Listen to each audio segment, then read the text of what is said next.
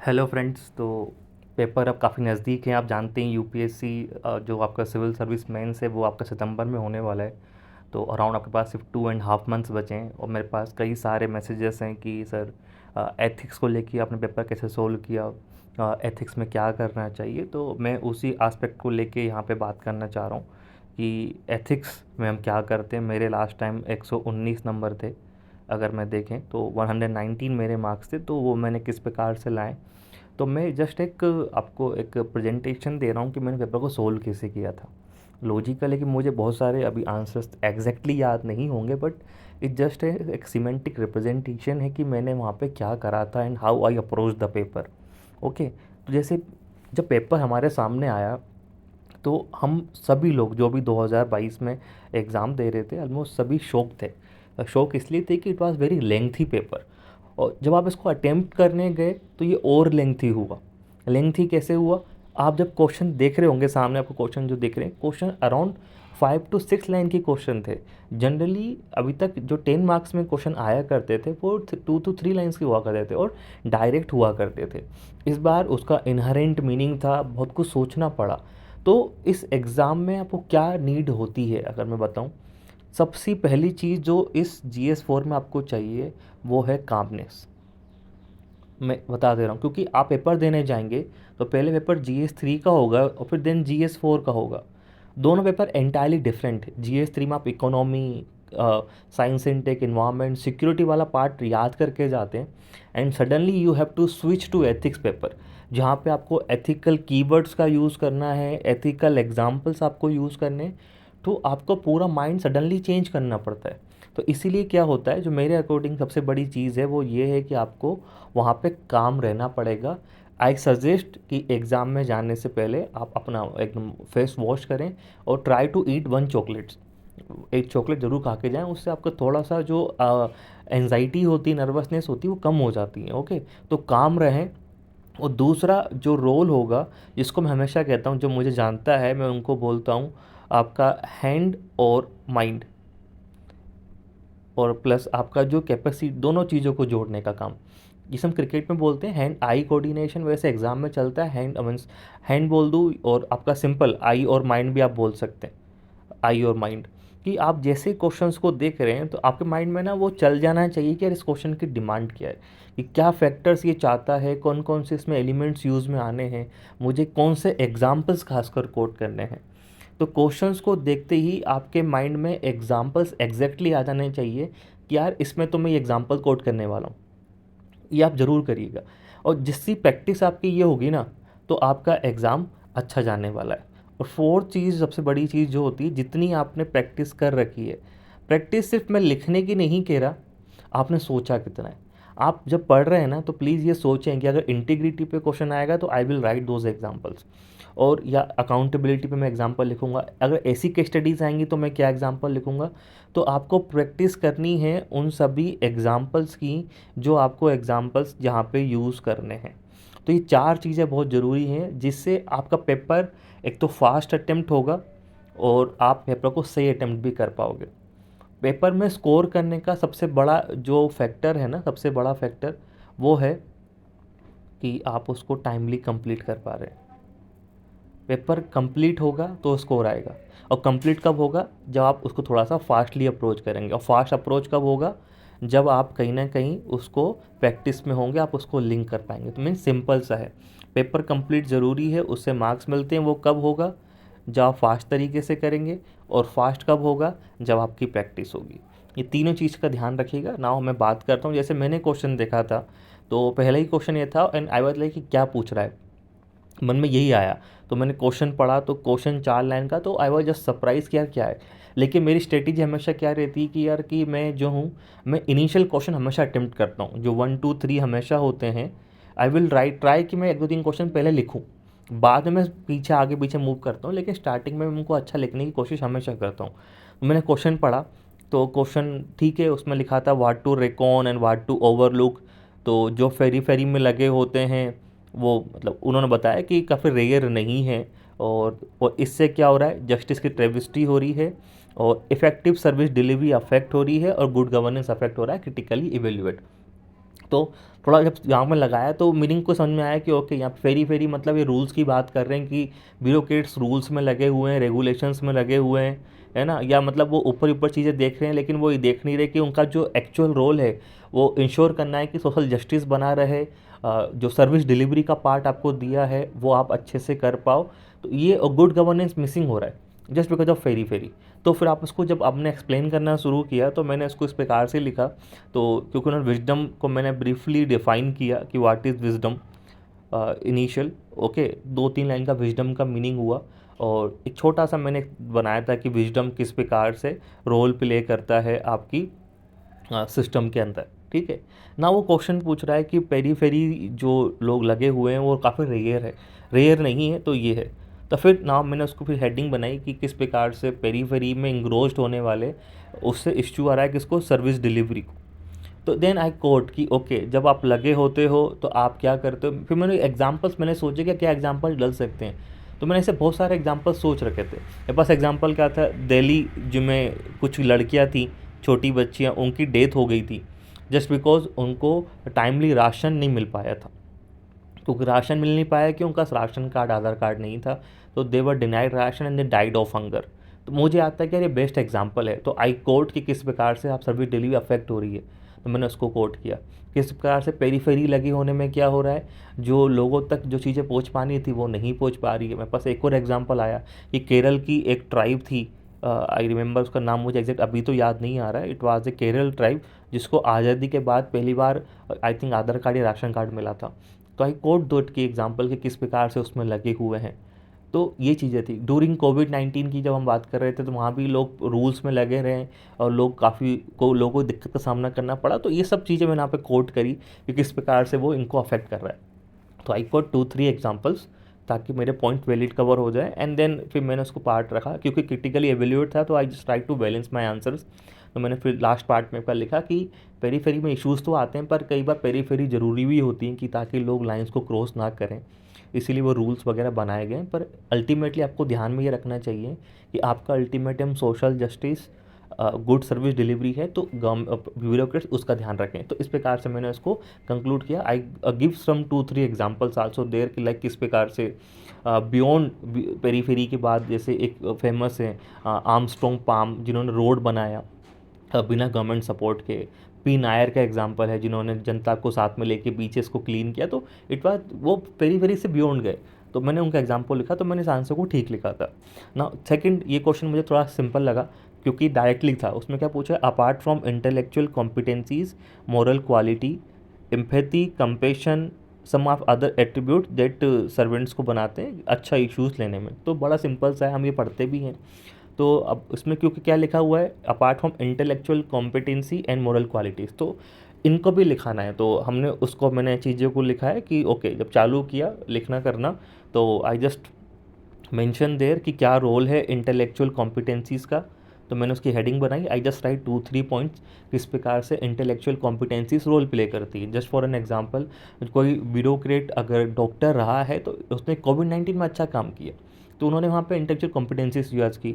Like जो take oriented हैं तो उन्होंने वहाँ पे उसका इस्तेमाल किया। तो I quote one example of Tamil Nadu bureaucrat जिन्होंने ट्राइबल एरियाज़ को टेक्नोलॉजी से कनेक्ट किया था। तो वो मैंने इंटेलेक्चुअल कॉम्पिटेंसीज थी तो उन्होंने उसका यूज़ किया। तो यू कैन राइट देयर। तो मैंने उनको, मुझे याद है मैंने उनका यूज़ किया था एग्जाम्पल। तो 3 पॉइंट मैंने लिखे।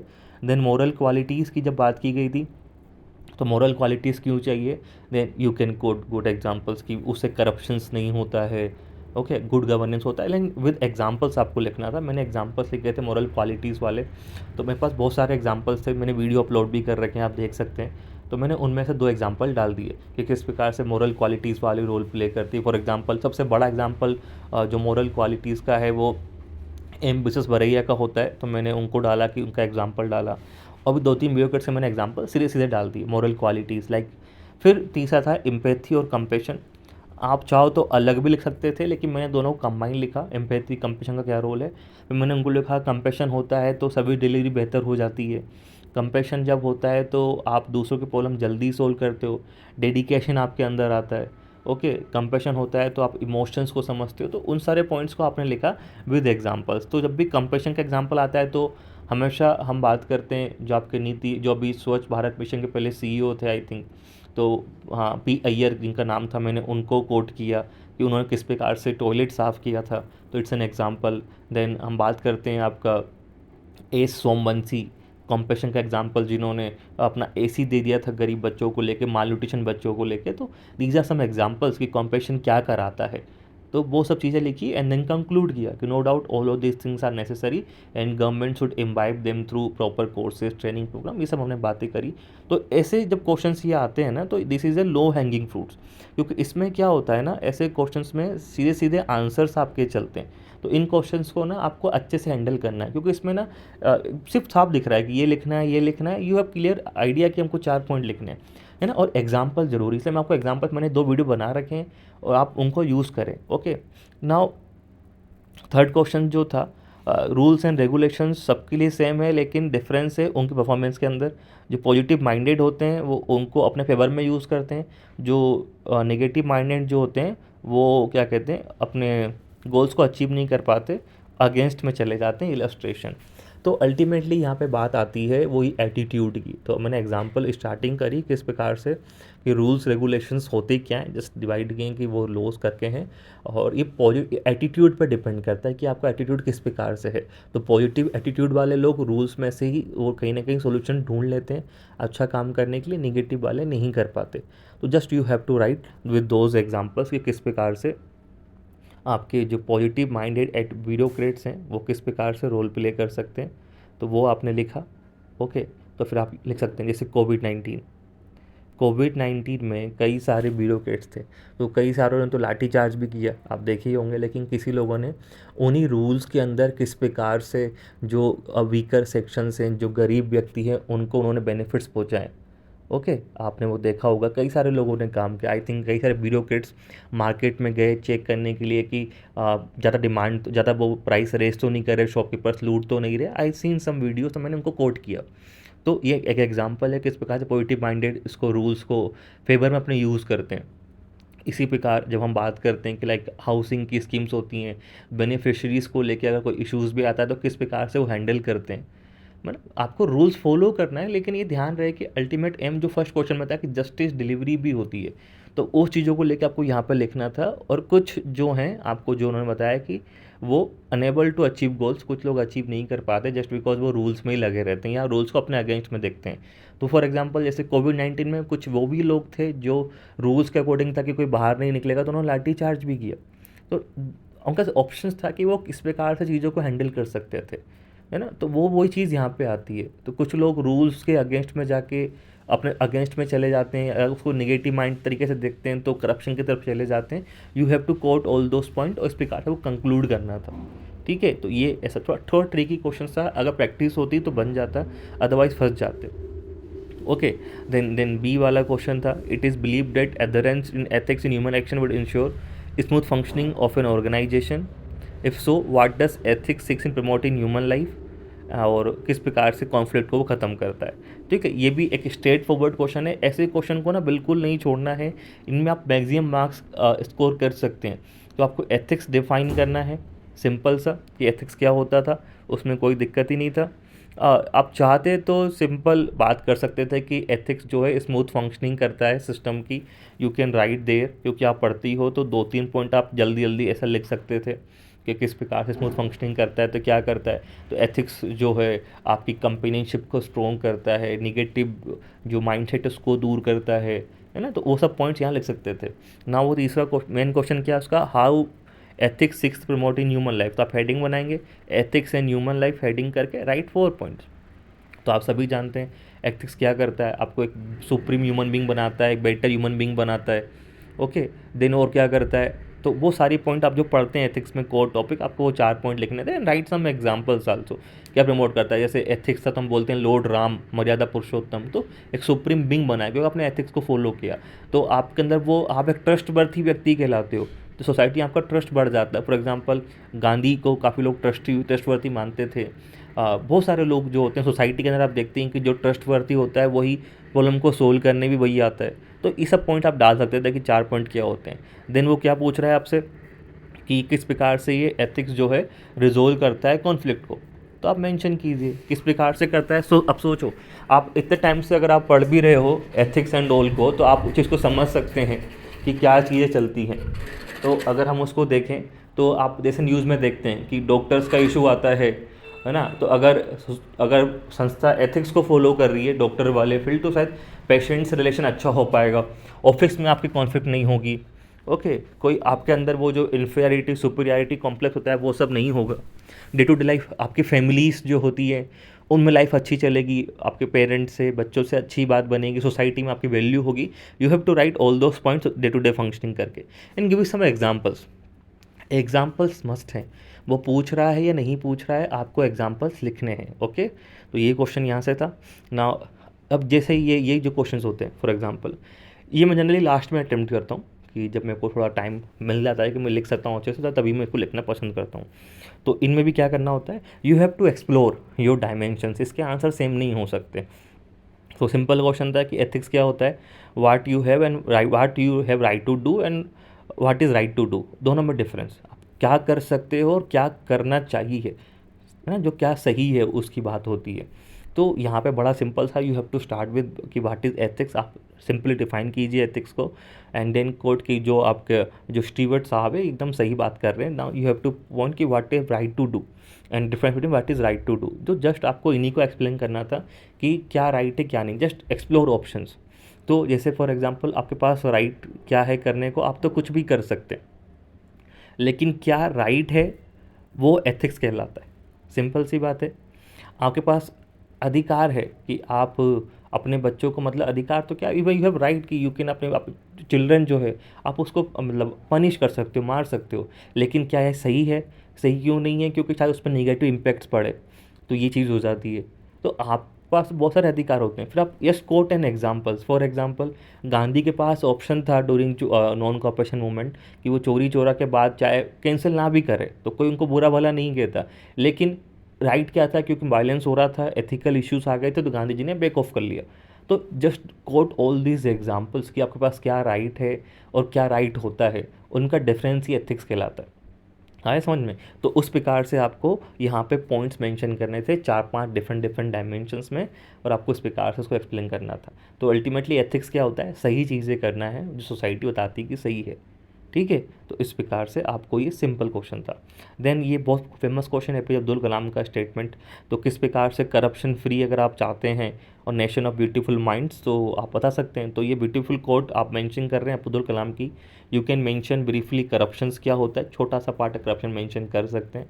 ओके, देन आपको क्या मेंशन करना है कि लाइक करप्शन फ्री और nation of beautiful minds, you can link it अगर आप चाहते हैं, corruption free and nature of beautiful minds, nation of beautiful mind, तो you can link it. Like जब करप्शन फ्री होता है तो क्या होता है, तो सोसाइटी में थोड़ा सा डेवलपमेंट होता है, इक्वालिटी होती है, थिंकिंग बेटर होती है, रिसोर्सेज बेटर यूटिलाइज होते हैं। तो फिर नेशंस में क्या होता है, आप देखेंगे कि आपका ह्यूमन डेवलपमेंट इंडेक्स बेहतर होता है, पॉवर्टी कम होती है, इक्वालिटी कम होती है। जस्ट राइट इन ब्रीफ आप देख पा रहे हैं कि जहाँ पे करप्शन कम है as per the transparency international की, फिनलैंड, आइसलैंड, जो आपकी यूरोपियन कंट्रीज है, यू विल फाइंड कि वहाँ पे लाइफ काफ़ी बेहतर है। तो क्यों बेहतर है, क्योंकि करप्शन फ्री का। तो आप you can link in brief, बहुत ज़्यादा डिटेल में नहीं लिखना है, छोटा पॉइंट लिखना है।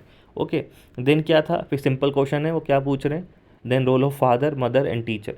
तो आप यहाँ पे फिर सिंपल क्वेश्चन है, you can write father mother और टीचर। अगर आपको लगता है कि पॉइंट्स ज़्यादा नहीं है या लंबा हो सकता है, you can combine father mother as parents, you can combine. Then quote examples की लाइक गांधी जी और उनकी माता पुतली बाई का एग्जाम्पल, उन्होंने क्या सिखाया था उनको, तो वो गांधी ने वो हमेशा वो फॉलो किया। ओके, वो एक एग्जाम्पल हो जाता है। तो ये सब चीज़ आपको लिखनी है। तो फादर मदर का क्या रोल होता है, क्योंकि आप जानते हैं पहला चाइल्ड होता है तो मोस्टली घर में रहता है, तो पेरेंट्स से सीखता है, समझाता है, पेरेंट्स को फॉलो करता है। Just got those examples. Teacher का रोल क्या है, टीचर स्कूल में सिखाता है व्हाट इज़ कि ऑनेस्टी क्या होती है, इंटीग्रिटी क्या होती है, टीचर सिखाता है। तो कोट एग्जांपल्स। तो कुछ जो ग्रेट टीचर्स हुए हैं उनको लोग फॉलो आज तक करते हैं। तो आप देखते हो कि टीचर का बड़ा रोल रहता है स्टूडेंट्स पे। तो just quote all those examples and then simple answer is complete. तो ये एग्जाम जो मैंने कहा कि ये भी क्या है आपके लिए लो हैंगिंग फ्रूट का एग्जाम्पल हो जाता है। तीसरा क्या है, success what you had to give up to get it, ये भी सिंपल है। तो सक्सेस क्या होती है, यू कैन डिफाइन कि सक्सेस लोगों के लिए अलग अलग मीनिंग होता है सक्सेस का। मैंने ऐसे लिखा सक्सेस का मीनिंग सबके लिए अलग अलग है, लेकिन सक्सेस मैंने स्टार्ट इस प्रकार से किया, सक्सेस जो है it's not A final stone, या मीन्स कोई फाइनल गोल नहीं है, it is a process. Okay, ये प्रोसेस ही है जो आपको लगातार फॉलो करनी होती है ना। वो क्या पूछ रहा है, you have to give it. Success पाने के लिए मीन्स कुछ खोना पड़ता है, जो मीनिंग है ना, कुछ पाने के लिए कुछ खोना पड़ता है, तो वही चीज़ है।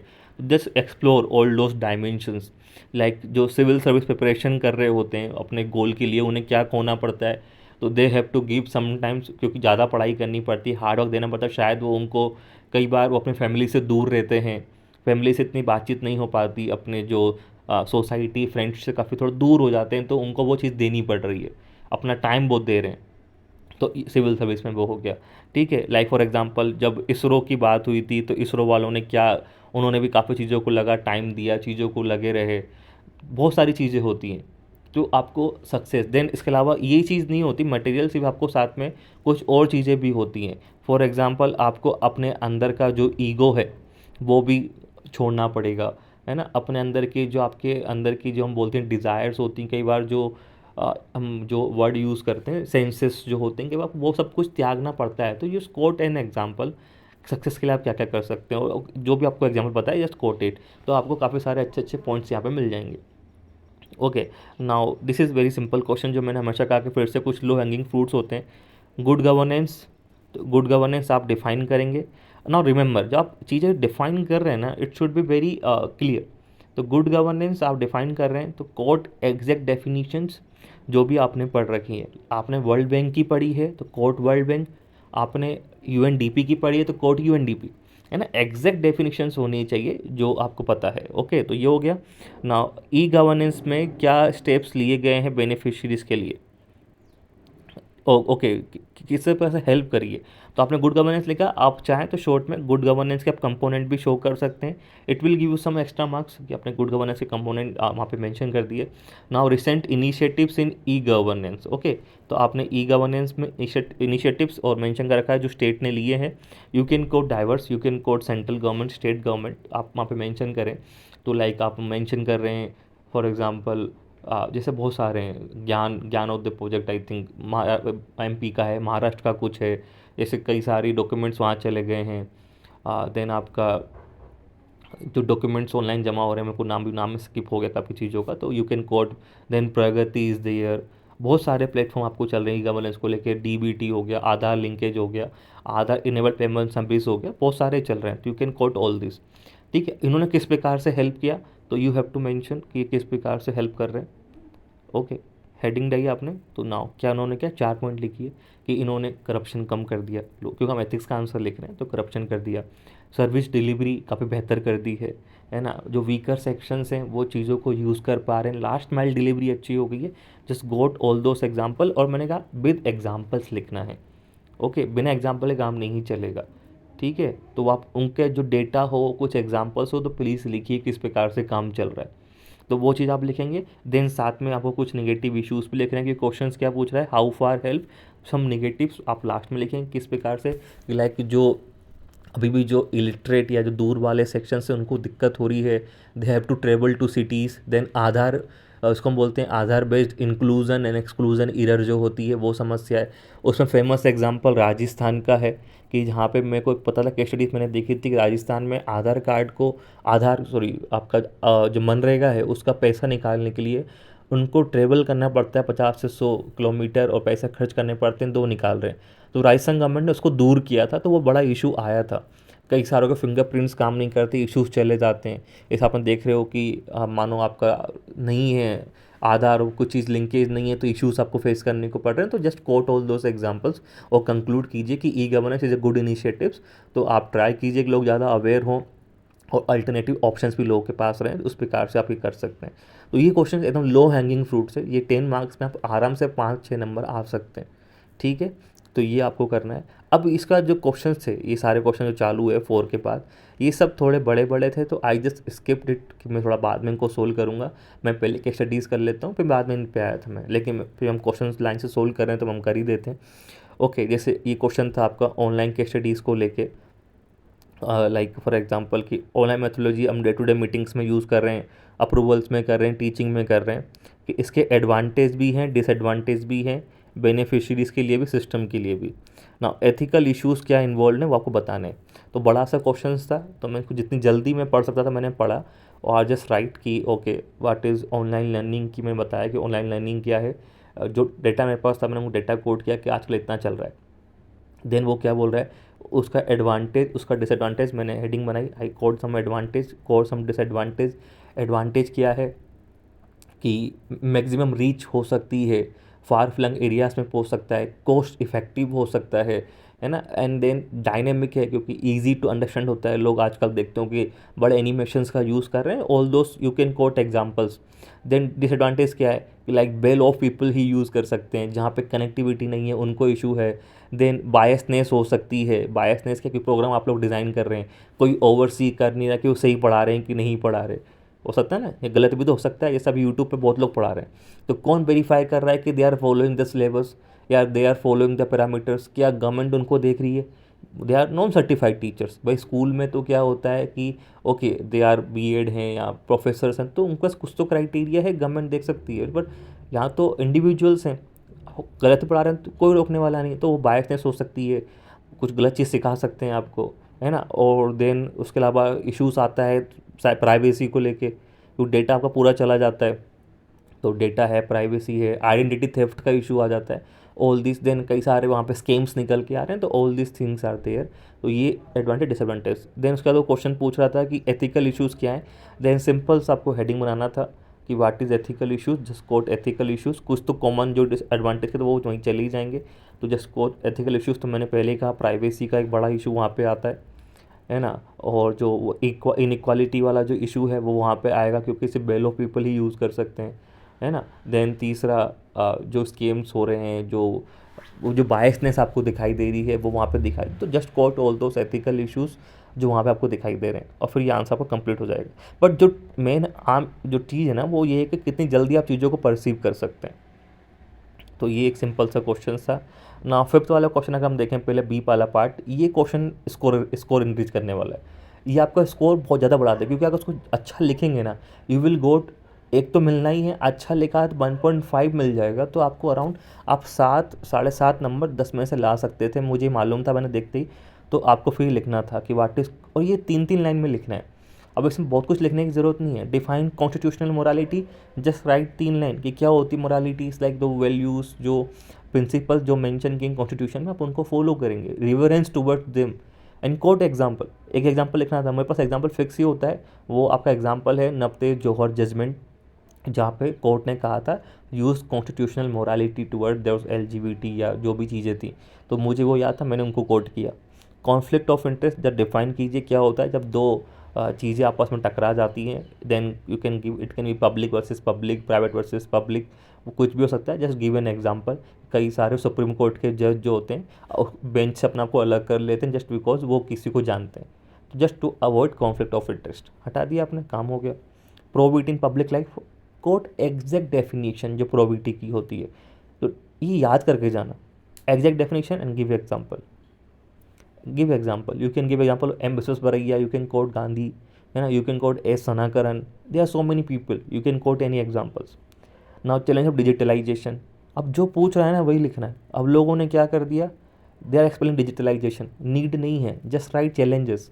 क्या चैलेंजेस है, 1 2 3, क्या चैलेंजेस है। सबसे पहला, भाई सबके पास नहीं पहुंच रहा, एक्सेस सबके पास नहीं है, कॉस्टली है ना, इंक्लूजन एक्सक्लूजन इधर है, just quote 3 examples and give examples, काम हो गया आपका, ठीक है। Then devotion to duty means dedication, तो एक्सप्लेन डेडिकेशन, क्या होता है डेडिकेशंस, एंड सिंपली डेडिकेशन के साथ आपको क्या मेंशन करना है फिर, जो हम बात करते हैं किस चीज़ को लेके, कि like okay now give examples. तो एग्जाम्पल किसका चले आता है, मिलिट्री आप कोट कर सकते हैं डिवोशन के अंदर, है ना, या कोई ब्यूरोक्रेट का एग्जाम्पल आपके पास है, तो जैसे बहुत फेमस एग्जाम्पल जब हम ब्यूरोक्रेट की बात करते हैं तो वो आता है आपका Madhukar Shetty, they are completely devoted towards bonded labour, उनका डेडिकेशन को लेके, और वो आप मेंशन कर सकते थे। तो ये चीज़ आपको लिखनी है, तो स्कोर 1 2 3 4 5, इसरो का एग्जाम्पल ज़्यादा डिवोशन के अंदर, तो ये आप अच्छा लिख सकते हैं, टाइम भी कम लगेगा and you can get maximum marks. तो इस प्रकार से इस क्वेश्चन को हम अटेम्प्ट कर सकते थे, ओके। नाउ नेक्स्ट क्वेश्चन पे हम चलते हैं। नेक्स्ट क्वेश्चन जो था आपका, it was not very simple तो नहीं था क्योंकि टाइम कम बच रहा था, देन इश्यूज बहुत सारे थे। जो नेक्स्ट 3 क्वेश्चंस थे इनको मैंने एकदम लास्ट में अटेम्प्ट किए थे कि स्टडीज़ के बाद। अराउंड 15 मिनट बचे थे मेरे पास, तो 15 मिनट में मैंने 3 क्वेश्चन लिखे थे, 6 का बी वाला, ये सब लास्ट वाला पार्ट। तो क्या क्वेश्चन है, लाइक 5A वाला क्वेश्चन हम देखें तो ये एक्चुअली जो मैंने टेस्ट सीरीज थी मेरे पास, मैंने उसमें ऐसा कुछ क्वेश्चन देखा था, सेम तो नहीं था लेकिन वॉर को लेके था, और मैं प्रेडिक्ट भी कर रहा था कि वॉर एथिक्स पे क्वेश्चन आएगा। तो मैंने अपने नोट्स में वॉर एथिक्स के कुछ पॉइंट्स मैंने लिख रखे थे। ओके, मैं आपको चाहूँ तो शेयर भी करूँगा अपने ग्रुप पे, आप देख सकते हैं। मैंने वॉर एथिक्स पे पॉइंट्स लिखे थे। तो क्या था उसके अंदर कि रशिया यूक्रेन वॉर काफ़ी लंबे समय से चल रही है, हर किसी ने अलग अलग स्टैंड लिए हैं अपने अपने नेशनल इंटरेस्ट पे, है ना, कि वॉर का अपना इम्पेक्ट होता है सोसाइटी पे, ह्यूमन ट्रेजिडी पे। Okay, what are those ethical issues जो क्रूशल है जब वॉर को लॉन्च करना है और कंटिन्यू बनाए रखना है, और किस प्रकार से आप जो जस्टिफाई करेंगे ethical issues involve in the given state of affair जो अभी चला, उसको आप जस्टिफाई कैसे कर सकते हैं, है ना। ये सब चीज़ें को लेके चीज़ें चल रही हैं। तो बहुत लास्ट में था, इशूज़ डाटा कम था, तो मैं उसको बहुत लास्ट में मैंने लिखा था, तो मुझे मालूम था मुझे क्या लिखना है। ठीक है, तो आप थोड़ा सा मेंशन कर सकते हैं कि रशिया यूक्रेन वॉर चल रहा है और इंडिया ने, क्योंकि हम इंडिया कॉन्टेक्स्ट की बात करेंगे, तो जस्ट ब्रीफली एक्सप्लेन किया रशिया यूक्रेन वॉर को, कारण नहीं बताया कि क्या चल रहा है, और इंडिया का स्टैंड है और वो है स्ट्रेटेजिक ऑटोनॉमी, वो हमने कोट किया। और अल्टीमेट की हमने बात की, पीस जो है इट इज़ द सबसे बड़ी चीज़ पीस होनी चाहिए, डिप्लोमेसी के थ्रू हमें बात करनी चाहिए, ये इंडिया का एक स्टैंड था। ओके, तो मैंने एक 2-3 लाइन में ये लिखा ना, वॉर के इम्पेक्ट होते हैं सोसाइटी पे और ह्यूमन ट्रेजिडी पे। तो जस्ट फॉर कि आप कुछ लिख सकते हैं, तो just you can coat war पे कुछ इम्पेक्ट होते हैं, you can coat this year. Detail में नहीं लिखना है, जस्ट इस हम बस स्पेस को घेर रहे हैं कि हम इसको कुछ लिख सकते हैं। देन वो क्या पूछ रहा है आपसे कि कौन से उन चीज़ों को, इश्यूज़ को, एथिकल इश्यूज़ होते हैं जब हम वॉर को लॉन्च करते हैं, कंटिन्यू करते हैं, मीन्स आप वॉर को कब लॉन्च कर सकते हैं। तो फिर आपने वो चीज़ें रखी कि आप किस प्रकार से इन चीज़ों को रख सकते हैं, उसका कंटिन्यूशन देख सकते हैं। तो just right those ethical issues. तो उस एथिकल इश्यूज़ में क्या चले जाते हैं जब हम वॉर की बात करते हैं, तो पहले तो बात ये, उस वॉर का रीज़न क्या है। तो रीज़न क्या है, लाइक आप पे किसी ने अटैक किया तो आपको रिप्लाई करना पड़ेगा, जैसे कि हमने किया था जब 1940s की हम बात करें, तो आप अंडर अटैक हैं, तो आप वॉर को सेल्फ डिफेंस में आप चालू करेंगे। ओके, तो सेल्फ डिफेंस आपको ध्यान रखना है। ठीक है, उसके बाद आपको क्या हो जाता है, जब क्या होता है कि वॉर ना करने का, वॉर आपको नहीं करनी है, उसका कॉस्ट वॉर करने से ज़्यादा हो तो वॉर नेसेसरी हो जाती है। फॉर एग्जांपल, अगर आप वॉर नहीं कर रहे हैं और कोई कंट्री आपसे इश्यूज़ बने जा रहा है, वो ज़्यादा इम्पेक्ट हो रहा है, तो फिर आपको वॉर करनी पड़ती है। इससे एग्जांपल हम बात करते हैं महाभारत की, कि शायद अगर वॉर नहीं होती तो as per the Shri Krishna की शायद ज़्यादा कॉस्ट था, तो वॉर करने का कॉस्ट कम था। तो यू हैव टू कोट कि कब हम उसको जस्टिफाई कर सकते हैं। ठीक है, तो देन कोई कंट्री या कोई चीज़ें हैं जो ज़्यादा ह्यूमन ट्रेजेडी को इशू दे रहा है, ज़्यादा नेगेटिव इम्पैक्ट क्रिएट कर रहा है, then you have to go for war. तो ये आपको अटैक करना पड़ता है। तो just quote all those issue के किस सेंस में आप उनको जारी कर सकते हैं। 1971 का एग्जाम्पल था, इंडिया पे मजबूरी थी कि हमको वो करना ही पड़ा, क्योंकि हमारे पास बड़ी मात्रा में क्या आ गए थे, माइग्रेंट्स आ गए थे जो वॉर विक्टिम्स थे, तो हमें फिर बीच में थे तो हमको करना ही पड़ा। तो उसको हम वो करना ही पड़ा, हमने कंटिन्यू भी करा। ठीक है, ये सब चीज़ें लिखी हैं आपने, तो ये सब चीज़ों को लेके मैंने उसका आंसर्स लिखा था। एंड देन ये था कि ओके, इथिकल इश्यूज़ आप क्या ध्यान में रख सकते हैं। तो फिर क्योंकि लास्ट में टाइम था तो मुझे टाइम था नहीं, तो आई जस्ट रोट कि एथिकल इश्यूज़ क्या थे, मे बी इसका आंसर और बेहतर हो सकता है अब। तो मैंने एथिकल इश्यूज़ मेंशन कर दी, क्या क्या इश्यूज़ हो सकते हैं। तो लाइक इश्यूज़ होते हैं कि आप वॉर जो है, it should be just war, जो प्रिंसिपल चलते हैं ना, उसको हम बोलते हैं war should be just war, jus ad bellum करके, कि वॉर का कारण जस्ट होना चाहिए, बेवजह वॉर नहीं होनी चाहिए, है ना। और आपका फोर्स, एक्सेसिव फोर्स का यूज़ नहीं करना है, ये आपको ध्यान में रखना है। देन जो सिविलियंस है उनको आपको अटैक नहीं करना है। तो ये कुछ कुछ चीज़ें होती हैं जो आपको ध्यान में रखनी होती, जस्ट ये, और ये आपको चीज़ें लिख के ख़त्म कर देनी चाहिए थी। Now next question, whistle blower reports corruption, illegal activities, wrong doing. Okay, ये सब चीज़ें हो ही गई। Has been expose to grave danger, physical harm, victimisation by the vested interest, accuse person and his team. तो क्या पॉलिसी मेजर रखेंगे आप। अब आपको इसमें क्या गलती नहीं करनी है कि आप अगर आप देख रहे हैं ना, तो विसल ब्लोअर को उसने ऑलरेडी एक्सप्लेन कर रखा है, उसने ऑलरेडी विसल ब्लोअर को एक्सप्लेन कर रखा है, तो आपको ज़रूरत नहीं है। तो you can mention whistle blower, जो उसने मेंशन कर रखा है, इज एन एक इम्पॉर्टेंट आइडेंटिटी है under the whistle blower protection act 2014 आप मेंशन कर सकते हैं। देन वो क्या बोल रहा है कि वो लगातार अंदर एक्सपोज टू डेंजर है, physical harm, victimisation by the vested interest accuse person and his team. तो आप मेंशन करते हैं किस प्रकार से वो डेंजर में होता है। तो you can quote examples. Examples कैसे कि like killing of so many whistle blowers, है ना, आई थिंक मंजूनाथ, सत्येंद्र दुबे, है ना, there are so many whistle blowers जो थे उनकी डेथ हुई है, उन पे अटैक हुआ है। तो यू कैन कोट दो 3-4 एग्जाम्पल्स की किसी को पेट्रोल पम्प सील करते समय मारा गया, है ना, किसी ने नेशनल हाईवे अथॉरिटी में एक्सपोज किया करप्शन को, NHAI, Satyendra Dubey I think मुझे नाम याद है, उनको मारा गया। 3-4-5 आप you can quote any examples, वो आपने लिखा।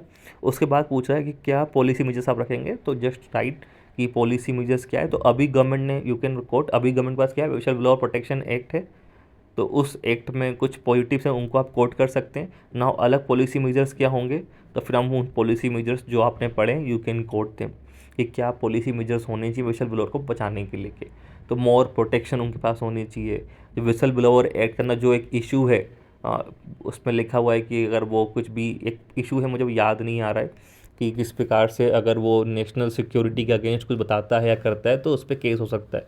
2-3 चीज़ें तो उनको हटा के और उनके तरफ थोड़ा सा और सिक्योरिटी उनको दी जाए, है ना। और मोर किस प्रकार से आप अनआइडेंटिफाइड फाइंडिंग्स कर सकें कि उसकी डिस्क्लोज ना करनी पड़े आइडेंटिटी, सिस्टम को और सिक्योर करें, तो उस प्रकार से आपको लिखना पड़ेगा कि किस प्रकार से आप विसल ब्लोवर्स को स्ट्रेंथन कर सकते हो। देन सिक्योरिटी, उधर बहुत सारी चीज़ों को लेकर आप पॉइंट कोड कर सकते हो जो आपके पास पॉसिबिलिटी थी, है ना। नाउ लास्ट क्वेश्चन, मुझे वो एग्जैक्ट पॉइंट्स अभी याद नहीं आ रहा है। नाउ ये एक सबसे लास्ट मैंने लिखा था, कंटेम्प्रेरी वर्ल्ड कि कॉर्पोरेट सेक्टर कंट्रीब्यूशन लगातार बढ़ रहा है वेल्थ में इंक्रीजिंग, और इसके साथ में वो क्या कहते हैं, इशू साथ में ये हो रहा है कि क्लाइमेट इन्वायरमेंट को भी इश्यूज पहुंच रहा है। इस बैकग्राउंड में आप CSR क्या कहते हैं, आप मानते हैं कि एफिशिएंट है, सफिशिएंट है अपने सोशल रोल्स रिस्पॉन्सिबिलिटीज़ को लेके जो कॉर्पोरेट वर्ल्ड को चाहिए, जहाँ पे CSR के लिए था। तो जस्ट बात यहाँ पे अल्टीमेट बात हो रही है, you have to mention what is CSR। Okay, CSR को मेंटेन करना है ना। व्हाट इज़ सिमिलर, शॉर्ट में आप लिखें what is mandate of CSR, क्या करता है CSR, वो जो क्राइटेरिया है CSR का कि कौन सी कंपनीज वैलिड होंगी, just quote all those point, क्या मैंडेट है। नाउ क्या CSR इफेक्टिव रहा है, तो यू कैन कोट कि CSR ने कुछ काम अच्छे किए हैं, तो यू कैन कोट देयर कि क्या काम CSR ने अच्छे किए हैं। जैसे आप देखते हो टाटा वाले ने काफ़ी काम अच्छे किए, एजुकेशन बेहतर हुआ है ना, एजुकेशन को लेके कई सारे CSR स्पोर्ट्स में यूज़ हो रहे हैं आजकल, तो वो सब प्लस पॉइंट है। देन कोट CSR के पॉजिटिव का आपको कोट कोट तो CSR के नेगेटिव की जब हम बात करते हैं ना, CSR के नेगेटिव की जब हम बात करते हैं, CSR में नेगेटिव क्या है, तो just mention all those negative. जब पढ़ते हो CSR तो आप नेगेटिव पॉइंट्स भी पढ़ते हो। नेगेटिव पॉइंट्स क्या है, उनके पास वो एक्सपर्टाइज नहीं है। ओके, देन जब हम बात करते हैं कोई एजेंसीज नहीं है, ब्यूरोक्रेट्स से उनकी बनती नहीं है उन चीज़ों को लेके, है ना। तो ये 4-5 कुछ पॉइंट्स है, उसको आप मेंशन करें। देन बेटर ऑप्शंस क्या है, तो आप भी बोल सकते हैं आपका सेशंस में जो जाएगा, सेशंस में जाएगा फर्स्ट कि आप CSR को और बेहतर कर सकते हैं किस प्रकार से, तो you can coat those points कि एक स्पेशल एजेंसीज बना दी जाए। ओके, उनको मोर इसमें प्रमोशंस या मोर अवेयरनेस फैलाई जाए कि क्या बेहतर कर सकते हो, तो ये आप कर सकते हो। देन दूसरा more important you can go for कि हमें corporate governance plus compassionate capitalism की तरफ जोर देना पड़ेगा। व्हाट इज़ कंपेसनेट कैपिटलिज्म को आप प्रमोट कर सकते हैं, तो फिर आप इसको 2-3 पॉइंट लिख सकते हैं, आंसर कंप्लीट कर सकते हैं। तो इस प्रकार से ये सारा पॉइंट जो आपका है ये आपको एक अच्छे मार्क्स दिला देगा, जो आपके 130 नंबर के सिर्फ 10 मार्क कर सकते हैं। तो नाउ हम मूव करते हैं केस स्टडीज़ की तरफ। नाउ हम बात करते हैं केस स्टडीज़ की। तो देखो केस स्टडीज़ का ना सिंपल सा रूल है, केस स्टडीज़ 6 आती हैं, और देखो यार to be honestly time taking होती हैं। तो इसके लिए भी सबसे बड़ी जो की है ना वो प्रैक्टिस है ना। जितनी आप प्रैक्टिस करेंगे ना तो उतनी ही ज़्यादा आपकी कमांड बनती है, आप उतनी जल्दी पॉइंट सोच पाते हो, उतनी जल्दी कीवर्ड सोच पाते हो। तो आप क्या करें, प्रैक्टिस करके जाएं।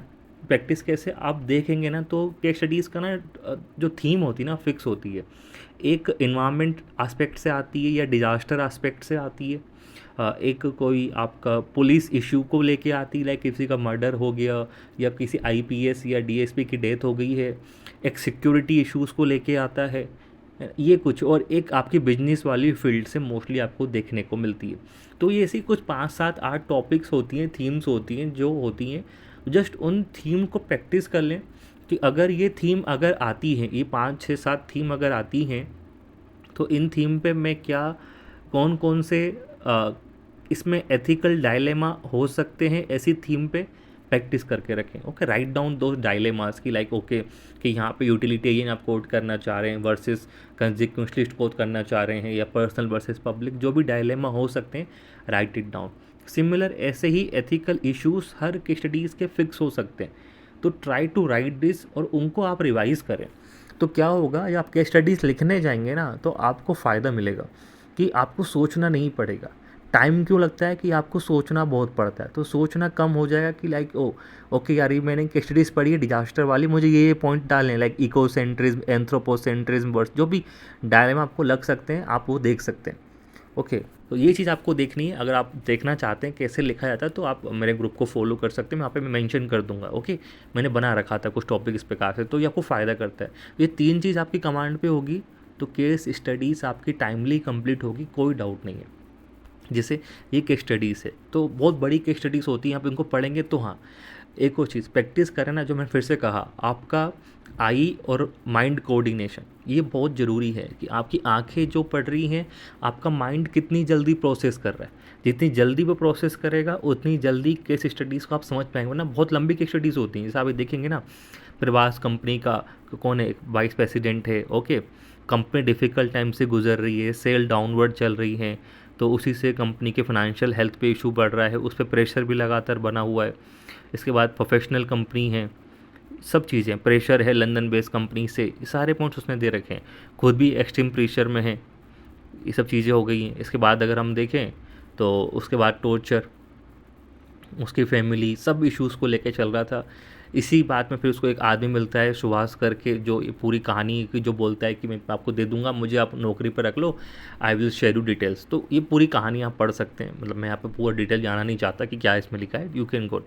तो अब पहला क्वेश्चन क्या पूछा है उसने, एथिकल इश्यूज़। जब आप एथिकल इश्यूज़ लिखते हैं, जस्ट राइट 1 2 3 लाइन से आप एथिकल इश्यूज़ लिखते चले। तो एथिकल इश्यूज़ में क्या चलेंगे, जो आपको दिख रहा है कि यहाँ पे क्या क्या एथिकल इश्यूज़ हैं। तो एक उसका डियोंटोलॉजिकल इश्यूज़ है कि अपनी ड्यूटी फॉलो करनी है उसको, उसमें वो परेशान हो रहा है कि अगर वो एक चलता भी है रूल बेसिस है, उसका काम धीरे हो जाए, डिले हो जाए। ओके, अगर वो सुभाष वर्मा की बात को मानेगा तो शायद कंपनी की इमेज ख़राब हो जाए, तो जिसको हम बोलते हैं कॉरपोरेट गवर्नेंस, कॉरपोरेट इमेज, वो ख़राब हो जाएगी। ओके, बिजनेस एथिक्स उसके दिक्कत आ रहे हैं। देन पर्सनल उसके इश्यूज़ जो हैं, पर्सनल फैमिली इश्यूज़, वो भी अपने आप में हैं। उसकी ड्यूटी जो बनती है फैमिली की तरफ, वो सारे एथिकल इश्यूज़ हैं। Just right it down, ethical issues, है ना, ये क्वेश्चन। ओके, इससे पहले मैं बात करूँ स्टार्टिंग कैसे करते हैं। तो स्टार्टिंग की जब हम बात करते हैं ना, तो स्टार्टिंग आपको क्या करना है, स्टार्टिंग ये पहले तो just right brief summary. Okay, कि क्या ये केस स्टडीज़ बोलने वाली है। तो लाइक एक प्रभात है, इज़ ए वर्कर, जो वो इस चीज कंपनी का जो भी है, और he is facing some issues due to जो भी चीज़ें, जस्ट राइट इट समरी, एक 4-5 पॉइंट की समरी लिख के। और अगर आप उसको किसी करंट इवेंट से रिलेट कर पा रहे हैं, जस्ट राइट इट डाउन कि ओके ये ऐसा अभी आपको रिसेंटली देखने को मिला, अगर पता है तो। अदरवाइज़ कोई ज़रूरत नहीं। If you can link it with certain other examples, और लाइक कोई कॉन्स्टिट्यूशन का मुद्दा आपको लग रहा है, कोई article, you just right it down. अगर नहीं है तो कोई बात नहीं। देन स्टेक होल्डर्स आप सिंपल डिज़ाइन करके बना सकते हैं। देन सीधा वो क्या पूछ रहा है, एथिकल इश्यूज़ बता दिया वो कैसे लिखना है ना। ऑप्शन अवेलेबल, जो ऑप्शन अवेलेबल पूछ रहा है, क्वेश्चन ध्यान से पढ़िएगा। कुछ लोग क्या करते हैं, ऑप्शन अवेलेबल में क्या है, एग्जामाइन करना है कि नहीं करना। तो इससे क्या पूछा है, क्रिटिकली एग्जामिन। तो मीन्स आपको ऑप्शंस लिखने हैं। जब आप ऑप्शंस पे जा रहे हो ना, राइट एटलीस्ट 3, 4 भी आप लिख सकते हैं, पर लेकिन मैंने देखा कि स्टडीज़ बहुत लंबी है।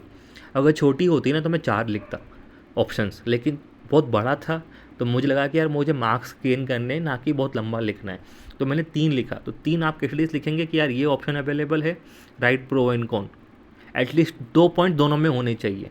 Right second solutions options, right 2 points here also. जो आप ये लिख रहे हैं ना, तो आपने लाइक पहला केस लिखा कि ओके मैं सुहास वर्मा को हायर कर सकता हूँ, आपने लिख दिया ना। राइट प्रो आप लिख रहे हैं तो यूज़ जस्ट एथिकल टर्म्स कि इससे क्या होगा कि जो बिजनेस पे जो प्रेशर है वो कम हो जाएगा। ओके, तो आपके बिजनेस को फ़ायदा हो जाएगा। इश्यूज़ क्या आ जाएंगे, तो नोटिकल है कि राइट मीन्स और एंड की जो हम बात करते हैं तो आप राइट मीन एंड को फॉलो नहीं कर रहे, तो might be corporate image future में ख़राब हो जाए। तो just right those 2-3 points here in ethical terminology. वो रिपीटेशन नहीं होना चाहिए मोस्टली पॉइंट्स का ना। आपने सेकंड डिसीजन लिया कि यार ये ऑप्शन अवेलेबल है कि मैं सुहास वर्मा की बात नहीं करूँगा, I will go by the rule. तो आप क्या लिखेंगे प्रो में, ओके कि मैं सही रास्ते पे चल रहा हूँ, अपनी यूटिलिटेरियन जो अपने जो डियोंटोलॉजिकल ड्यूटी मैं उसको फॉलो कर रहा हूँ, है ना। तो इस प्रकार से आप चल रहे हैं। आपने सेकंड लिखा, सिमिलर आप फिर क्या करेंगे, आप तीसरा जो आपका ऑप्शन है आप उस पर जाएंगे फिर से और बना के लिखेंगे। इस प्रकार से आपने कंप्लीट किया, ठीक है। तो ये चीज़ है ना। फिर क्या पूछ रहा है, कौन सा आपके लिए मोस्ट अप्रोप्रिएट है, तो राइट मोस्ट अप्रोप्रिएट कि आपने लाइक फर्स्ट या सेकंड वाला चुना वो लिखा। देन उसको एक्सप्लेन करें कि एक्सप्लेन करें एथिकल टर्म्स में कि मैं क्यों डिसीजन ले रहा हूँ। फॉर एग्जांपल आपने फॉलो किया कि मैं सुहास वर्मा को हायर नहीं करूँगा, I will go by the process, जो होगा देखा जाएगा। तो यू विल राइट ओके कि मैं क्या कर रहा हूँ, मैं यहाँ पे अपनी डियोंटोलॉजिकल ड्यूटी फॉलो कर रहा हूँ कि जो मेरी ड्यूटी है मेरी, क्योंकि मैं वाइस प्रेसिडेंट हूँ तो मैं कोई भी डिसीजन गलत लूँगा तो मेरे सबॉर्डिनेट्स मेरे फ्यूचर पर सब पे फ़र्क पड़ने वाला है। तो I will go with right means and right ends, और इससे बेनिफिट क्या हो रहे हैं, just right it in concluded, ठीक है। इस प्रकार से आपको ये चीज़ें करनी थी, ठीक है। तो ये चीज़ें होती हैं जो आपको यहाँ पे देखने को मिली। और लास्ट में कंक्लूड कर दीजिए कि मैंने ये स्टेप लिया है और इस स्टेप से सबके लिए मैंने बैलेंस आउट किया जो भी आप लिखना चाहते हैं, है ना। इसी प्रकार से ये रमेश का एक क्वेश्चन है, स्टेट सिविल सर्विसेज ऑफिसर हैं जो 20 साल से सर्विस में अपना, और उसके बॉर्डर कैपिटल में अभी पोस्टेड है, और उसकी बीवी शायद मदर कैंसर में है, और मीन्स कैंसर में 2 बच्चे हैं जो अच्छे स्कूल में पढ़ते हैं। रमेश को रिपोर्ट मिलती है कॉन्फिडेंशियल की, इंटेलिजेंस सोर्सेज बोलते हैं इलीगल माइग्रेंट्स आ रहे हैं, उनके पास सारे डॉक्यूमेंट्स भी हैं, सारी चीज़ें हैं। वो खबर करता है सेक्रेटरी को, सेक्रेटरी बात बोलता है कि उसको दबा दो, अगर आप नहीं करते हो तो आपको मैं कैपिटल से ट्रांसफ़र कर दूंगा और इशू विशू आ जाएंगे। तो जस्ट रीड ए क्वेश्चन कि क्या पूछ रहा है। तो फिर से क्या करेंगे, ब्रीफ समरी, है ना। ब्रीफ समरी आप लिखेंगे, then you can quote it, it is recently happening in Assam border, Bengal border, Punjab border, you can quote there कि ऐसा होता है, ठीक है। तो आपने वो लिखा, स्टेक होल्डर्स आपने बनाए, देन आप वो ब्रीफ समरी आप लिखेंगे वहाँ पे भी ना। क्या पूछा है, क्वेश्चन क्या है, पहला ऑप्शन रमेश अवेलेबल। तो ये क्वेश्चन ध्यान से रखिएगा, लोगों ने सर बहुत लोगों ने ये गलती की थी। तो ऑप्शन अवेलेबल पूछ रहा है, अभी उसने एग्जामिन करने का नीचे पूछा है, तो आप ऊपर एग्जामिन करना शुरू मत कर दें। हमारी आदत होती है पढ़ते हम चालू करते हैं एग्जामिन करना, फॉलो द क्वेश्चन। तो क्वेश्चन क्या है, ओके तो पहला बता रहा है ऑप्शन अवेलेबल, तो राइट ऑप्शन अवेलेबल, तो 1 2 3 जो मैं 3 एटलीस्ट देने कि क्या क्या ऑप्शन अवेलेबल हैं, तो आपने जो भी लिखा। नाउ सेकंड क्या है, what option should Ramesh adopt, तो इनमें से जो आप अडोप्ट करना चाह रहे हैं राइट इट देयर कि क्यों अडोप्ट करना है मुझे। जो भी आपको लगता है कि यार मैं जो है मैंने अपनी रिपोर्ट जो मैंने दी है, मैं लाइक आपने बोला कि यार एडिशनल सेक्रेटरी मना करा है तो मैं उसके ऊपर वाले पे जाऊँगा और मैं तो उसको रिपोर्ट को पब्लिश करके ही मानूंगा। तो आप जैसे राइट इट कि मैं क्यों ऐसा कर रहा हूँ, तो फिर आप बताएंगे कि यार मेरी कॉन्स्टिट्यूशनल मोरालिटी बनती है, मेरी ड्यूटी बनती है टुवर्ड्स माई कंट्री कि मैं इलीगल माइग्रेंट्स को कोड करूँ, illegal migrants can be a threat in future. जो भी आपको लग रहा है उन सब बात को आप यहाँ पे लिखें अपने एथिकल टर्मिनोलॉजी में, ठीक है। देन वो पूछ रहा है evaluate each of the option, देन आप उनको जो 3 पॉइंट आपने लिखे तो आप उनको फिर इवेल्यूएट कीजिए कि क्या क्या ऑप्शन अवेलेबल है। तो फिर से मैं वही कह रहा हूँ, 3 ऑप्शंस इवेल्यूएट करें तो right at least 2 pro and 2 cons. लोग एक प्रो कॉन्स लिख के भागने की कोशिश करते हैं, उस पर मार्क्स कम हो जाते हैं। तो 2 आपको कम से कम लिखने हैं प्रो एंड कॉन्स, ठीक है। फॉर एग्जांपल अगर आप एडिशनल सेक्रेटरी की जो सेक्रेटरी की बात नहीं मानते हो, आप बोलते हो कि मैं आगे जाऊंगा, तो उसके क्या प्रो हैं। प्रो ये हैं कि आप शायद नेशनल सिक्योरिटी की तरफ आप रोल प्ले करने चाह रहे हैं। दूसरा ये हो जाएगा कि आप खुद में सेटिस्फाई होंगे कि आपने निष्काम कर्म किया जो आपका कम बनता है कि ड्यूटी टुवर्ड द नेशन, आपने वो काम किया, डियोंटोलॉजिकल ड्यूटी फॉलो करी। नेगेटिव्स क्या है, माइट भी सेक्रेटरी आपकी बात ना माने, आप नेगेटिव इमेज चले जाए, आपकी पर्सनल सिक्योरिटी पे इशू आ जाए, आपका ट्रांसफ़र हो जाए, just write all those points, ठीक है। तो ये चीज़ हो जाती है। Then ethical dilemmas faced by Ramesh, जब आपसे वो पूछ रहा है ना एथिकल डायलेमास, तो मैंने वही कहा इश्यूज आ सकते हैं सिक्योरिटी वाले, प्रिपेयर करके जाएं। तो डायलेमास आप हमेशा लिखते हैं वन वर्सेस अदर्स, ओके इस प्रकार से। तो क्या डायलेमा है ना, पर्सनल इंटरेस्ट, फर्स्ट इंटरेस्ट क्या है कि पोस्टिंग इन होम टाउन जो भी है वर्सेस पोस्टिंग इन दूसरी साइड पे आपको मिलेगी, वो चीज़ हो जाती है। फैमिली का इश्यूज़ है, मदर की हेल्थ देखनी है वर्सेस आपको अपना ड्यूटी टुवर्ड द नेशन देखना है। तो आपको वो सारे पॉइंट लिखने हैं। आपको बात माननी है सीनियर की, मीन्स जो रूल्स फॉलो करें, सीनियर की बात ज़रूरी होती है, या आप अल्टीमेट जाएँ कि रिजल्ट क्या है, तो वही बात होती है। देन कंसिक्वेंशियल पे जाएँ कि डियोंटोलॉजिकल पे जाएँ, these are all issues are there. तो write all those dilemmas there, और बहुत डिटेल में नहीं लिखने, जस्ट राइट वर्सेस दिस, ताकि 8-7-8 पॉइंट आप लिख पाएँ। ब्रीफली एक्सप्लेन कर सकते हो, पर ऐसा नहीं कि 2-2 पेज आपको उस पर लिखने पड़े, ठीक है। ये चीज़ आपको ध्यान में रखनी है। देन क्या, पॉलिसी मेजर्स, तो ये आपका जो भी आपकी नॉलेज है आप उस बेसिस पर लिखें कि हम कर सकते हैं, बॉर्डर सिक्योरिटी बढ़ा सकते हैं, पेट्रोलिंग बढ़ा सकते हैं, use of technology can be there, तो you can write so many points there. तो इस प्रकार से ना जो ये चीज़ें चल रही हैं केस स्टडीज़ में, तो आप देखेंगे ये सारी चीज़ें बेसिक पूछी है ना। नेक्स्ट में ये माइनिंग वाला इशू है जिसमें शायद मर्डर भी हुआ होगा, शायद ये वाला टॉपिक था। तो सेम ऑप्शंस अवेलेबल, तो ऑप्शंस अवेलेबल क्या है, just write is 2-3 options. Then पूछ रहा है एग्जामिन करो, now to examine it. Then पूछ रहा है एथिकल डायलेमास, तो फिर से एथिकल डायलेमास क्या आते हैं, वही सबकी ड्यूटी फॉलो करनी है versus duty toward the nation, society वाली बात आ जाती है। पर्सनल इंटरेस्ट, पब्लिक इंटरेस्ट चले जाते हैं, यहाँ पे इन्वायरमेंट वाला मुद्दा भी है। तो ये सब चीज़ें आपको देखनी पड़ेंगी, जस्ट राइट दो डायलेमास, ओके। देन फिर से सेम पूछ रहा है अप्रोप्रिएट एक्शन। तो आप देख पा रहे हैं केस स्टडीज़ मोस्टली सिमिलर ही चलती है ना। डिफरेंस कहाँ पे आता है, ये कि कौन सी ट्रेनिंग दी जानी चाहिए वहाँ पे। तो ट्रेनिंग आपको ये नॉलेज बेसिस का खेल है कि पुलिस को ट्रेनिंग कौन सी दी जाती है। तो आप जितना आपने पढ़ा है, नॉलेज आपकी शार्प है, तो इट विल हेल्प यू। तो you can go with like क्या क्या हो सकता है कि आपको नो डाउट आपको फिजिकल ट्रेनिंग चाहिए होंगी, क्योंकि ऐसे में इश्यूज़ होते हैं, ठीक है। सिचुएशनल अवेयरनेस ट्रेनिंग आपको दी जानी चाहिए कि यार क्या बेहतर चीज़ हो सकती है। मैंने तो और भी कोट किया था वहाँ पे, आई थिंक मैंने एक क्रिकेट का एग्जांपल दिया था, उसको बोलते हैं माइंड ट्रेनिंग, फंक्शनल ट्रेनिंग इसको बोलते हैं, कि आप किस प्रकार से जो टफ सर्कमस्टांसेस आपका माइंड स्टेबल रहे, उसकी ट्रेनिंग दी जाती है। हाल ही में इंडियन क्रिकेट टीम को भी दी गई थी, मैं उसको कोट किया था एग्जाम्पल कि ऐसा होता है। तो जो भी आपको लगता है यू कैन कोट देयर। तो ये जो पॉइंट है ना, this will fetch you extra marks, क्योंकि ये यूनिक होगा। ये शायद सबके सिमिलर चल भी जाएं, लेकिन ये ट्रेनिंग अवेलेबल, ये आपका पॉइंट आपकी ब्रॉड नॉलेज को शो करता है। तो write all this points, okay. Similar now next में आपको चल रहा है, तो आपको क्या दिख रहा है, then options available inspecting team के रूप में, तो सिमिलर वही पॉइंट। देन फिर से ऑप्शंस अवेलेबल को आप करना है। आई थिंक ये बिजनेस वाली है, ओके यस, एमबीए है, हाँ ये ओके। तो ये वही है कि मतलब इन शॉर्ट में ये था कि आपके पास बहुत सारा माल था, तो कंसाइनमेंट रिजेक्ट हो गया, आप उसको डोमेस्टिक डंप करना चाह रहे हो, तो फिर वो पूछा कि ऑप्शंस क्या क्या अवेलेबल हैं।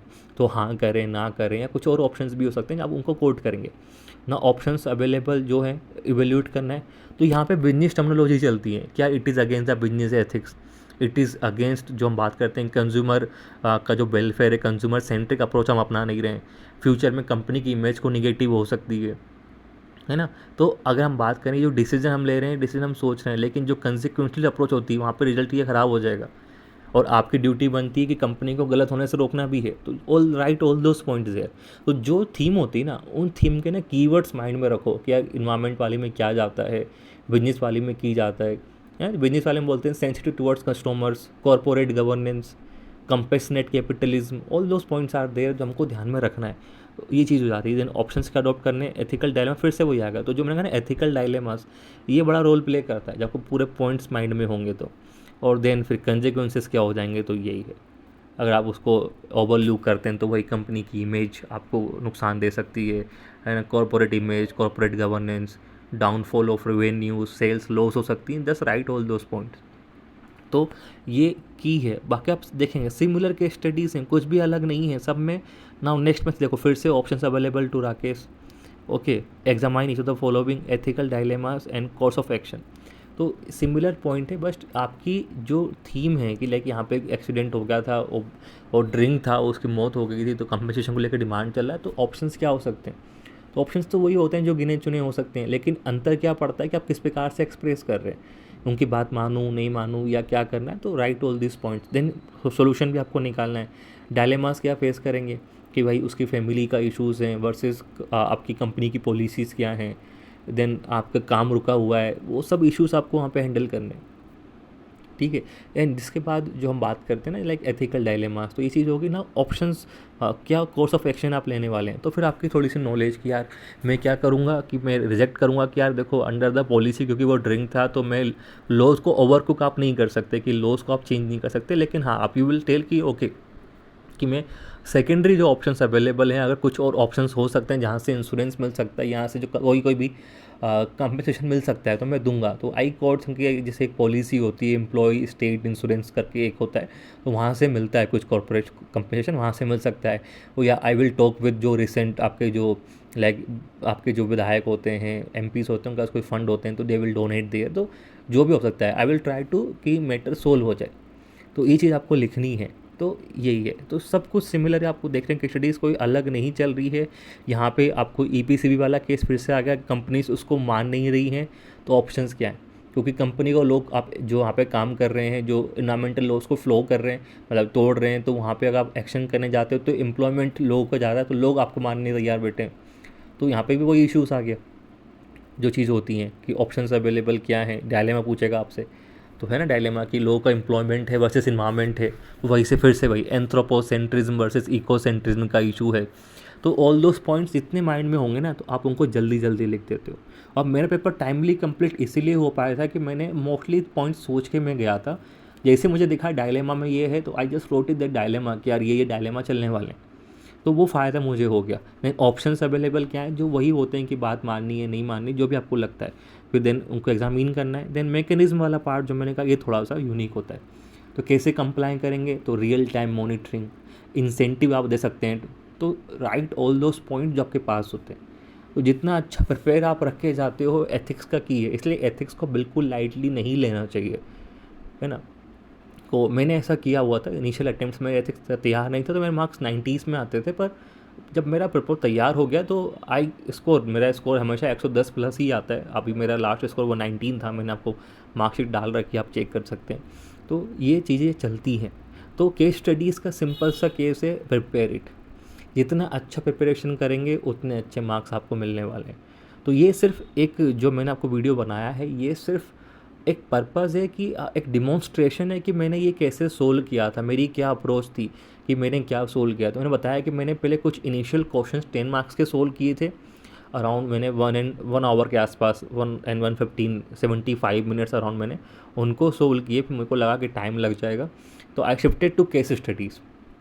फिर मैंने केस स्टडीज सोल्व करी, जो मुझे टाइम लगा, आई थिंक मुझे अराउंड 100 मिनट तो नहीं बोल सकते, लेकिन हाँ 95 to 100 मिनट करीबन मुझे लगे होंगे अगर मैं देखा जाए तो 95 मिनट्स तो आप ले ही सकते हैं। तो फिर लास्ट में मेरे पास 10-15 मिनट बचे थे, सिर्फ 10 से 15 मिनट के बीच का कोई टाइम था। मेरे पास 3 क्वेश्चन बच रहे थे 10 मार्क्स के, लेकिन मुझे याद था कि मुझे कंटेंट पता है तो मैं कुछ ना कुछ लिख दूंगा, क्योंकि मुझे उतना वो आ नहीं रहा था तब। तो मैंने उनको फिर लास्ट में लिखा, क्योंकि वो लिख जाते हैं जल्दी जल्दी में। लेकिन केस स्टडीज़ मैंने पूरी कंप्लीट करी, टाइमली मैंने पेजेस को पूरा लिखा, और मैंने कंक्लूड किया। मीन्स मैंने इंट्रो किया, स्टेक होल्डर्स लिखे, सारे क्वेश्चन सोल्व किए, और मैंने लास्ट में जो है मैंने एक कंक्लूड भी किया कि ओके आई एम अप्रो, मीन्स मैंने इसके अंदर ये चीज़ें फॉलो करी और मुझे ये चीज़ें निकली। तो ये चीज़ आपको ध्यान में रखनी है। तो ये फॉर्मेट आप फॉलो कर सकते हो। मेरे को मार्क्स आए हैं, आपको भी आएंगे ही सही, नो डाउट। तो ये तरीका है कि मैंने रियल टाइम में सोल्व कैसे किया था। ये मॉडल आंसर्स नहीं है, मॉडल आंसर्स तो आपको बहुत कोचिंग दे चुकी होंगी, डिस्कशन हो चुके होंगे, लेकिन रियल टाइम पे मैंने क्या सोचा था, ये मेरा सिर्फ उसी को लेके एग्जांपल है। रियल टाइम में आप क्या सोच सकते हो, क्योंकि बाहर आके सोचना बहुत आसान है, रियल टाइम में पेपर को सोल्व करना तुरंत, it's a difficult task. Okay, तो उसी को लेके था। तो आपको कोई भी डाउट एथिक्स में आते हैं तो आप मुझे मैसेज कर सकते हैं। आप मेरे ग्रुप को सब्सक्राइब कर सकते हैं। ग्रुप है UPSC by Amit sir Telegram पे, जहाँ पे आपको मेरे नोट्स, मेरी आंसर कॉपीज़ मिल जाएगी। और प्लीज़ वीडियो को लाइक करें, शेयर करें, सब्सक्राइब करें, ताकि आपको मेरा नेक्स्ट वीडियो मिल सके जो बना रहा हूँ मैं GS1 पे, कि कैसे आप अच्छा स्कोर कर सकते हैं। Thank you.